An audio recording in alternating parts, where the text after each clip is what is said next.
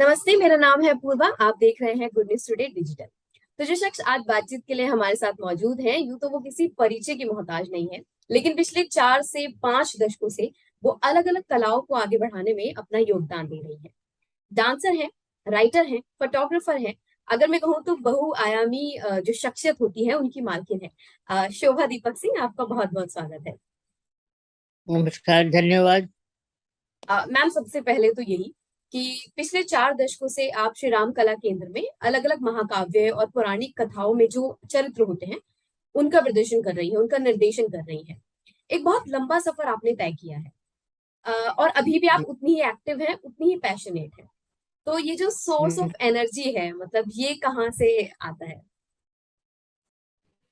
आ, कैसे बोलूं।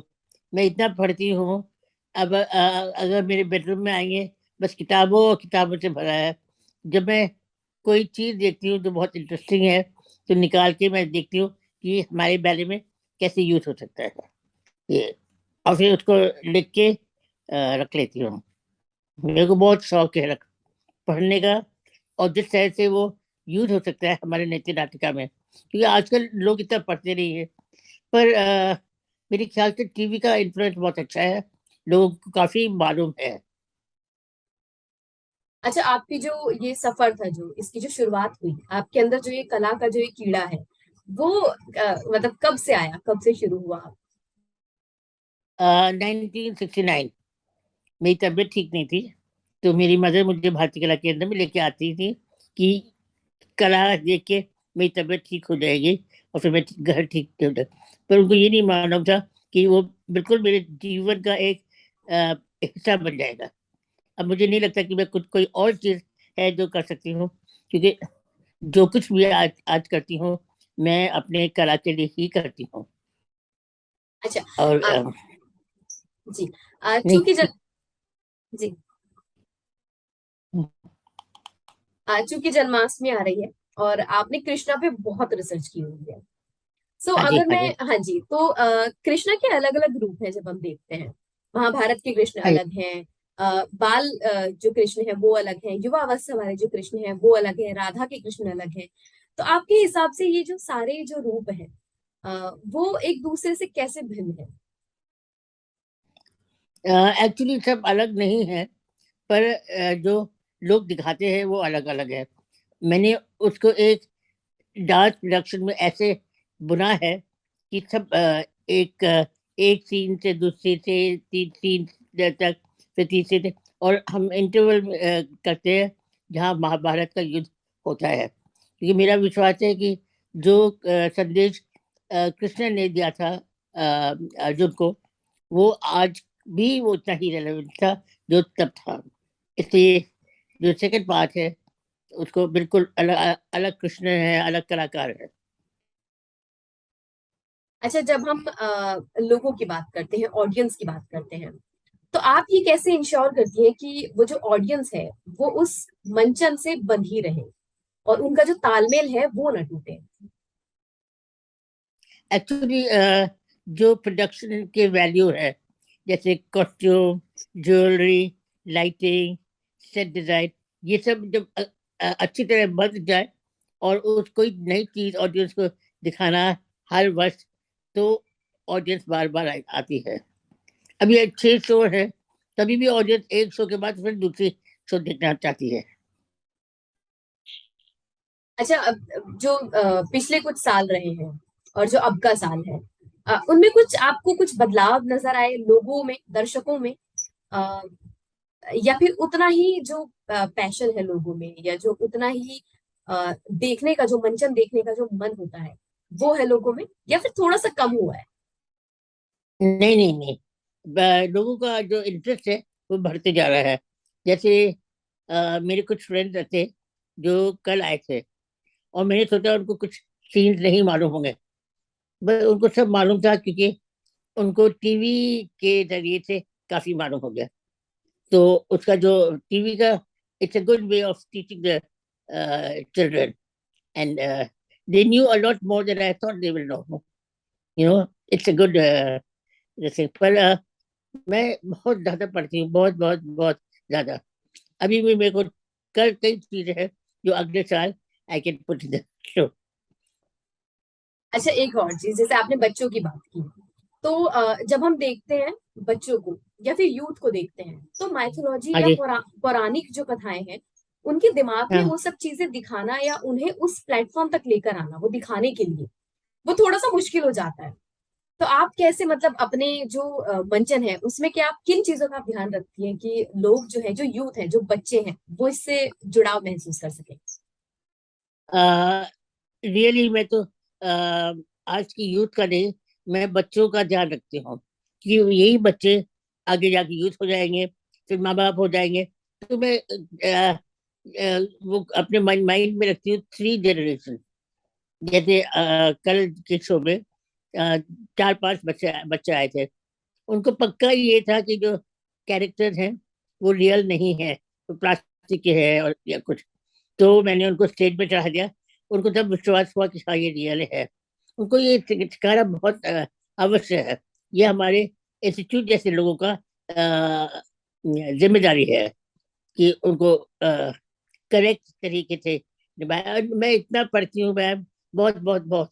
और फिर जब जैसे भी मेरी किताबों में एक पेपर होता है, तो जो मैं पढ़ती हूँ और जो मैं सोचती हूँ कि डांस में हो जाएगा, फिर मैं उसमें लिख के सेव करती हूँ।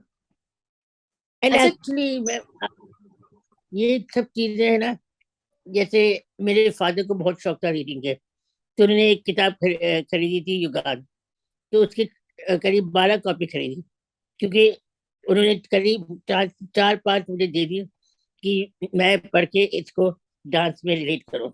ये बहुत आवश्यक है कि परिवार में भी कोई ऐसा इंसान हो जो आपको बता सके। अच्छा, आपके हिसाब से कृष्णा का जो रूप है, आपका कौन सा फेवरेट है? आप आपको इसे बहुत पसंद करती हैं आप? एक्चुअली मेरे को सबसे अच्छा जो डांस प्राइज लगता है, Radhika Ashtakam and Maharaj. And जो मुझे बहुत ही ज्यादा अच्छा लगता है वो कृष्ण गीता उपदेश, जो कृष्ण अर्जुन को बताते हैं बैटलफील्ड। क्योंकि लोग सुन के चले जाते हैं, तो उसका जो रस है वो नहीं समझ सकते। तो हमने पूरा हिंदी में किया है, क्योंकि संस्कृत में होगा किसको समझ में आएगा, नहीं आएगा। तो हमें एक बहुत अच्छे लेखक मिले थे, नीलाबास, उन्होंने बहुत अच्छी तरह से सब ट्रांसलेट किया। अच्छा तो जब मैं घर आई तो सबको समझ में आ रहा था कि क्या होता है। हाँ जी। अच्छा, कोविड के बाद, चूंकि 2 साल बाद इस बार कमायनी ऑडिटोरियम में कृष्णा का जो मंचन है वो हो रहा है, इस बार कुछ आपने कुछ अलग किया है, या फिर अब पुराने जिस जिस फॉर्मेट में आप करती हैं? नहीं नहीं नहीं, हम्म। मैं कभी विश्वास नहीं करती कि अभी ये शो हो गया, अब अगले साल करूंगी। तो कोविड तो 2 साल पहले खत्म हुआ था। पर अभी भी मैं सोचती हूँ, मैं कृष्ण में भी, रामायण में भी मैं बार बार सोचती हूँ कि मैं क्या हिंदी में बोलूं शब्द, deep.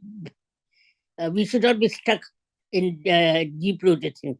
We have to pull ourselves out of it and present to the audience जो ऑडियंस समझेंगे। तो जैसे जब रामानंद सागर ने किया था रामायण, तो मेरे पास आए थे कॉस्ट्यूम डिजाइन करने के लिए। तो मैंने कहा कि आई एम सॉरी, मैं नहीं कर सकती। पर मैंने सोचा कि अभी टीवी का रीच तो इतना वो है, तो मुझे उससे भी आगे करना है। तो मैंने वो किया, बस। And I actually I am not a person कि जो मैं रियलिटी में सेटिस्फाई हो जाऊंगी। मैं चाहती हूँ कि आगे बढ़ते जाओ और लोगों को वो दो। और जब जैसे अभी कृष्णा है, रामायण है, इतने लोग देखे जाते हैं, और कई लोग अन्य रामायण में करते हैं, तो वो कॉपी कर लेते हैं। तो मुझे वो चीज करनी है कि लोगों ने जो बहुत नहीं देखी। अच्छा, आपने इतना यू कुछ नो। सीखा हुआ है, फोटोग्राफर, राइटिंग, डांसिंग, तो मतलब अब भी कुछ सीख रही हैं आप? बिल्कुल, अभी भी। क्योंकि मैं कई लोगों से मिलती हूँ जिन्होंने they want to photograph, they don't know how to. तो मैं उनको बताती हूँ। और जैसे 2-3 शो हमारे हो गए ये कृष्ण के। अब मैं आज के दिन अपना कैमरा लेके जाऊंगी कि जो भी हमारा शो करते हैं, हजारों फोटो लेते हैं, क्योंकि आजकल डिजिटल फोटोग्राफी में 1 सेकेंड में 9 पिक्चर आ जाते हैं। मैं चाहती हूँ कि मेरी एक shot should be very good. तो यही है मेरा अपना उद्देश्य कि जैसे, और photography is also an art, it's not like, it's not, ये बहुत इम्पोर्टेंट चीज है। और मैंने तो ये आप नहीं देखेंगे, सोचिए अगर आप मेरे घर में आए तो एक अलमारा full, I have got about 400,000 negatives, and मैं डिजिटल में तो बिलीव ही नहीं करती। तो अच्छा, आपके हिसाब से किसी भी पौराणिक कथा है, माइथोलॉजी जो कैरेक्टर है, उसका जो मंचन होता है वो कितना ज्यादा जरूरी है आज के सिनेरियो में? आज कल खत्म हो जाएगा, आप समझिए मेरी बात। आज तो हो गया, अगले साल क्या मैं सोचती हूँ। तो जैसे आजकल लोग देखिए lot of this TV shows and ये, आई थिंक एक चैनल आप इंडिया टुडे का भी है, दिखाते हैं आई थिंक 2 बजे से 2:30 बजे तक, जो तो जो आजकल ladies and girls want to see fashion show ना, तो उसमें से जो आसानी से without compromising on aesthetics, I try to take that and I see everything, and मैं रिकॉर्ड करती हूँ, और रिकॉर्ड करने के बाद थोड़ी देर में डिलीट कर देती हूँ। ऐसा क्यों? ऐसा क्यों? क्योंकि जब मेरे को जो चाहिए वो अलग से रख लेती हूँ, और जो एक्स्ट्रा है निकाल देती हूँ। अच्छा, तो शोभा जी, सबसे आखिर में यही कि अगर आप एक मैसेज, कोई एक संदेश छोटा सा, कोई अगर यूथ के लिए देना चाहे, आज के जो बच्चे हैं उनके लिए देना चाहे, तो वो क्या होगा?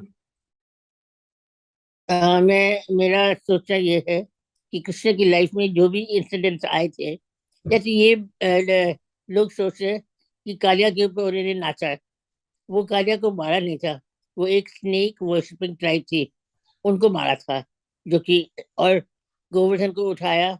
अब जाके देखिए, actually the message of Krishna, हर पल उनका एक मैसेज हमारे लिए बहुत जरूरी है। जैसे स्पेशली महाभारत के का युद्ध जब शुरू होता है, क्योंकि टीवी में दिखाते हैं, और ये सच सच बात है कि 5 इम्पोर्टेंट लोग महाभारत के वॉर में उनका देहांत हुआ, not by Krishna being able to tell the Pandavas how to, and उसके जब युद्ध खत्म हो जाता है, और जब कृष्ण 5 पांडवों को गांधारी और उनके पति के पास ले जाते हैं, तो अ, उनका गुस्सा इतना इतना तेज था, क्योंकि एक भी कौरव नहीं बचा था। तो जब उनको शीश वो नमस्कार करते हैं, तो उनकी पट्टी के उससे एक वो उन्होंने एक पैर का उंगली लग गया। तो मतलब उनका गुस्सा इतना था कि वो एक उंगली भी जला दी। तो कभी इंसान को इतना वो नहीं करना चाहिए, गुस्सा या whatever. I can say it in English much more. Like the anger of Dhritarashtra was so strong that he was able to, just by seeing this Yudhishthir's one fingernail, he could burn it. And similarly, how could, and when Gandhari ka shop up, I don't know if you heard that or not, but all her 100 sons were killed. But if I was there today, I would say, okay, leave one of the sons. They were bad, but not so bad. And there's a serial called Dharm Kshetra. I don't know, have you seen it? Yeah, I think so. Anyway, it's amazing because there's one person, Chandragupta Maurya, who's a uh, decider of everything, and every person, like they ask Shakuni, तुमने बार बार नहीं ask Duryodhan, तुमने बार बार क्यों वस्त्रहरण में ऐसे हर, तो Duryodhan answer is, I didn't bar bar say, Yudhishthira could have said stop anytime. You understand? So this is something to think about. that we make the same mistake again and again, but we don't always say stop when you think that you've gone too far. And I think I would like all the people to see the serial called Dharm Kshetra, because it's amazing. Many things to learn from there. जी, शुक्रिया शोभा जी, हमसे जुड़ने के लिए, हमसे बात करने के लिए और अपना जो ये सफर है वो शेयर करने के लिए। Thank you so much.